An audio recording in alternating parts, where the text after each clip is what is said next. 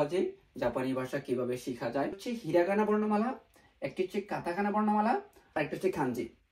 আসসালামু আলাইকুম, আমি মোহাম্মদ শরীফ ইসলাম বলছি জাপানের গুম্মাকেন থেকে। সবাইকে জাপান থেকে আমার অনলাইন প্ল্যাটফর্মে সবাইকে স্বাগতম জানাচ্ছি। সো আজকে আমরা যে বিষয়টি নিয়ে আলোচনা করব সেটা অবশ্যই আপনারা বুঝতে পারছেন, খুব সহজে কিভাবে জাপানি ভাষা শেখা যায় সেই বিষয় নিয়ে আমি আলোচনা করার চেষ্টা করব। ইভেন আমি জাপানি ভাষার প্রত্যেকটা লেভেল ইনশাল্লাহ আমি ভেঙে ভেঙে পার্ট বাই পার্ট আপনাদেরকে আলোচনা করার চেষ্টা করব, যে আমার সূক্ষ্ম জ্ঞান থেকে কিছু জ্ঞান আপনাদেরকে দেওয়ার চেষ্টা করব ইনশাল্লাহ। জাপানি ভাষার 5টি লেভেল আছে। তার বেসিক লেভেল হচ্ছে N5 level, then N4, then N3, then N2 and then N1। So প্রাথমিক লেভেলটাই হচ্ছে N5। সো আমি N5 থেকে স্টার্ট করছি। এভাবে আমি N5, N4, N3 এবং N2 পর্যন্ত বিস্তারিত সকল ভিডিও আমি আস্তে আস্তে দেওয়ার চেষ্টা করব। যদিও আসলে জাপানে থেকে আসলে ভিডিও মেক করাটা একটু কঠিন হয়ে পড়ে, তো আমি আমার অবস্থান থেকে সর্বোচ্চ পরিমাণ চেষ্টা করব। যেহেতু আমার দীর্ঘ অনেক দিন ধরেই এই প্রফেশনে আমি ছিলাম বাংলাদেশে থাকা অবস্থায়, প্রায় অনেকগুলি আমি সুনামধন্য কয়েকটি প্রতিষ্ঠানে আমি টিচিং প্রফেশনে ছিলাম। তার মধ্যে ইচিবান স্টাডিলিং, জাপান বাংলাদেশ ফাউন্ডেশন এবং আমার নিজস্ব একটা কোচিং সেন্টার ছিল, ইন্টারন্যাশনাল এডুকেশন সেন্টার। সো আমি চেষ্টা করেছি আমার অবস্থান থেকে, আমার এই সূক্ষ্ম জ্ঞান থেকে যতটুকু জ্ঞান আমি অর্জন করেছি সেই জ্ঞানটাকে আমি আমার প্রিয় ছাত্রদের মাঝে কিছুটা জ্ঞান করার চেষ্টা করেছি, সহযোগিতা করার চেষ্টা করেছি। খুব সহজে জাপানি ভাষা কিভাবে শেখা যায়। ভাষাটা আসলে খুবই সহজ আমি মনে করি। থাকতে হবে আপনার মনের ভিতরে ইচ্ছা শক্তি, নিজের প্রতি একটা আত্মবিশ্বাস থাকতে হবে, চেষ্টা থাকতে হবে। তাহলে আমি মনে করি যে কোনো দেশের ভাষা আপনি খুব সহজে আয়ত্ত করতে পারবেন। আর বিশেষ করে আপনি যখন জাপান বলেন, কোরিয়া বলেন বা চাইনিজ বলেন, দ্যাট মিনস যে কান্ট্রিগুলো ওদের নিজস্ব ভাষার উপরে এভরিথিং সকল কারিকুলাম, তো সেক্ষেত্রে আসলে ওদের ভাষা ছাড়া অন্য কোনো ভাষা চিন্তা করা যায় না। সো এই দেশগুলো আসলে ওদের নিজস্ব ভাষা দিয়েই সকল কিছু এভরিথিং সকল কিছু পরিচালিত হয়। তো সেক্ষেত্রে দেখা যাচ্ছে যে আপনার ওদের ফার্স্ট প্রায়োরিটি হচ্ছে ওদের নিজস্ব ল্যাঙ্গুয়েজ গুলো। আপনি যদি জাপানে দেন তাহলে জাপানিজ ভাষাটা ফার্স্ট প্রায়োরিটি, আপনি যদি কোরিয়া যান তাহলে কোরিয়াতে ফার্স্ট প্রায়োরিটি হচ্ছে কোরিয়ান ভাষা, আপনি যদি চায়না যান তাহলে হচ্ছে চাইনিজ ভাষাটা হচ্ছে আপনার ফার্স্ট প্রায়োরিটি। সো এই সেক্ষেত্রে দেখা যাচ্ছে যে এই কান্ট্রিগুলির কথা যদি আপনাকে চিন্তা করতে হয়, মাস্ট বি আপনার ভাষা না জানলে আপনার এই দেশগুলির কথা, দেশে আসা, সেটা জব ভিসা হোক, স্টুডেন্ট ভিসা হোক, দেশে ওই দেশগুলিতে না আসার চিন্তা করাই আমি মনে করি ভালো আমি মনে করি। বিকজ ভাষা না জানা মানে আপনি ধরেন কোন রকম এই দেশগুলিতে আপনি চলে আসছেন, চলে আসার পরে ভাষা না জেনে, ভাষা না শিখে চলে আসছেন, তো সেক্ষেত্রে আপনার আসলে কি প্রবলেম হবে, একটা বোবা যেরকম থাকে যে কথা বলতে পারে না, ঠিক আপনাকে এই দেশগুলিতে আসার পর আপনাকে এভাবেই থাকতে হবে। ঠিক আছে, এক পর্যায়ে আপনি অনেক ফ্রাস্ট্রেশন বা হতাশার মধ্যে পড়ে যাবেন আর কি। এর জন্য আমি আপনাদেরকে একটা সাজেশন দিব। আমার আজকের ক্লাসটা আমার একটু দীর্ঘায়িত হচ্ছে, যেহেতু আমি বিস্তারিত আলোচনা করার চেষ্টা করছি, আপনাদেরকে একটু ইনস্ট্রাকশনও দেওয়ার চেষ্টা করছি। সো এই দেশগুলোর কথা চিন্তা করলে আপনাকে আসলে ভাষা না শিখে চলে আসাটা সবচেয়ে বোকামি আমি মনে করি, যেটাকে আমি বললাম বোবার সাথে আমি তুলনা করি আর কি। এতে করে কোনো একটা পর্যায়ে মানে একটা সময় গিয়ে অনেক ফ্রাস্ট্রেশনের মধ্যে পড়ে যায় আর কি। এটা আমার অভিজ্ঞতা থেকে আর কি বলা আর কি, যেহেতু আমি এই জাপান রিলেটেড অনেক দিন ধরে আমি আছি। সো আমার অনেক বড় ভাই বা ছোট ভাই বা আমার অনেক স্টুডেন্ট হোক, যারা অনেকেই ভিসা এসে আসার পরে ভাষা না শিখে চলে আসছে, ভিসা হয়ে গেছে বাট অনেক ফ্রাস্ট্রেশনের মধ্যে পড়ে যাচ্ছে, জব পাচ্ছে না, খুব ফ্রাস্ট্রেশনের মধ্যে পড়ে যাচ্ছে। কারণ এখানে ভাষা না জানলে আপনার প্রত্যেকটা কদমে কদমে বা প্রত্যেকটা সেক্টরে আপনাকে ধাক্কা খেতে হবে আর কি। সেটা হোক আপনি যদি অসুস্থ হন আপনাকে হসপিটালে যেতে হবে, আপনার যদি আপনার সিটি কর্পোরেশনের এখানে কাজ থাকবে আপনার সিটি কর্পোরেশনে যেতে হবে। ভাষা না জানলে আপনাকে কাজগুলি করা নিজের পক্ষে একটু ডিফিকাল্ট হয়ে যাবে, কারণ অন্যজন বন্ধু বান্ধব আসলে একদিন দুই দিন হেল্প করবে বা প্রতিদিন আপনাকে হেল্প করবে না। এরপরে যেখানে আপনি কর্মরত থাকবেন সেই কর্মরত জব সেক্টরে আপনার প্রতিনিয়ত আপনাকে অনেক প্রবলেম ফেস করতে হবে। সকল কিছু আপনাকে জাপানিজ ভাষায় কিন্তু আপনাকে সবকিছু ওদেরকে বুঝাইতে হবে। তো আসলে মানে প্রত্যেকটা কদমে কদমে আপনি হচ্ছে কি এই প্রবলেম ফেস করবেন আর কি। সো এটা ছিল আসলে আমার ভাষা, মানে ভাষাটা যে কতটা ইম্পর্টেন্ট সেটা আপনি আসলে এই দেশগুলোতে আসলে বুঝতে পারবেন, না আসলে আসলে বুঝতে পারবেন না। যে ভাষা না শিখে আমি চলে আসতে পারলেই মনে হচ্ছে যে আমি অনেক কিছুই লার্ন করে ফেলছি বা অনেক কিছু পেয়ে গেছি। আপনার কাছে এটা মনে হবে যে অনেক টাকা, লাখ লাখ টাকা ইনকাম করে ফেলবো, না এত সহজ না আর কি।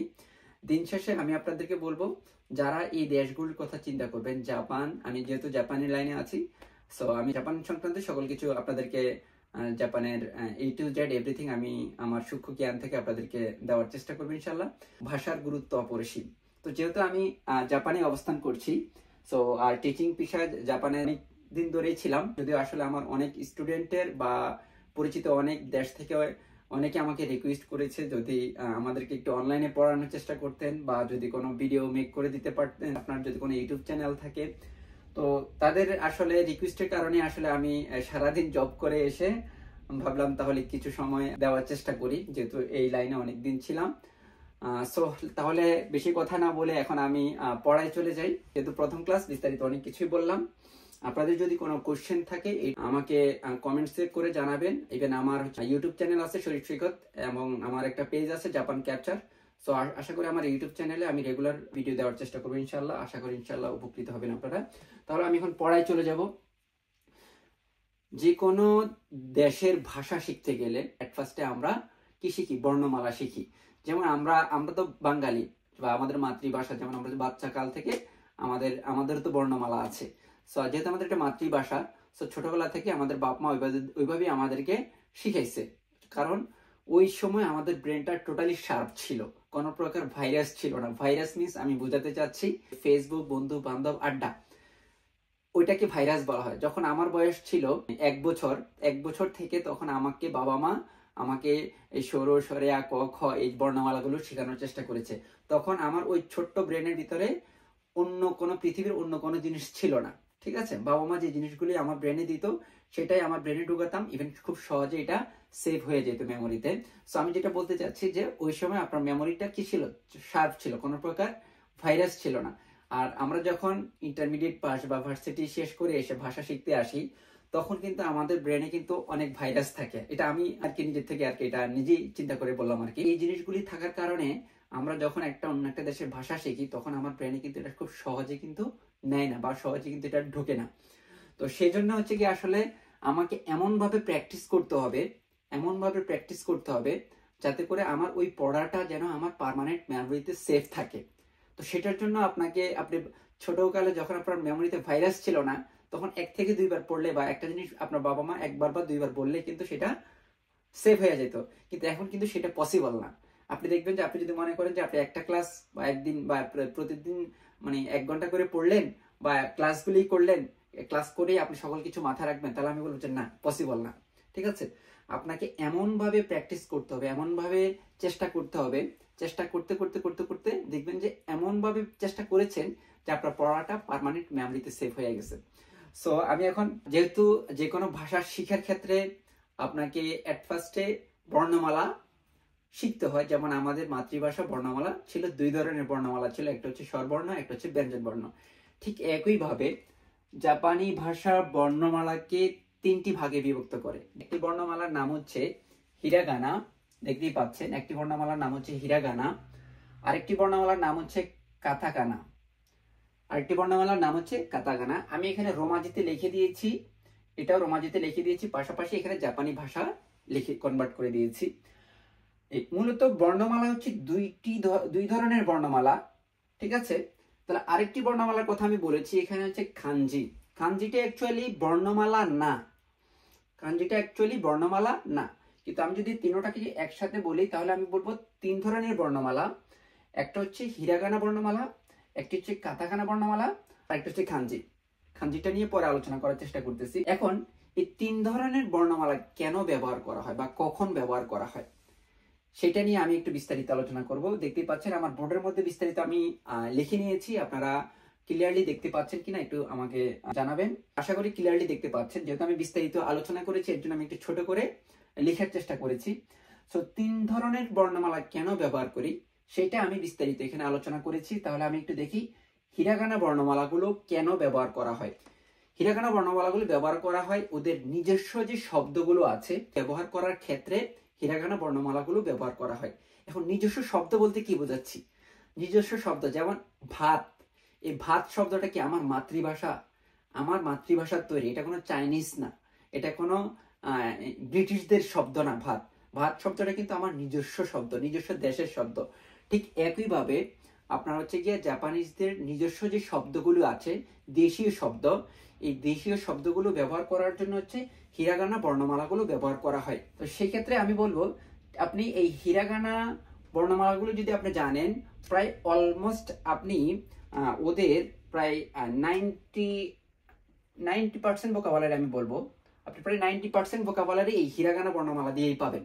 তার ওদের যে নিজস্ব শব্দগুলো ব্যবহার করা হয় সেটা কোন বর্ণমালাগুলো দিয়ে ব্যবহার করা হয়? হিরাগানা বর্ণমালাগুলো দিয়ে ব্যবহার করা হয়।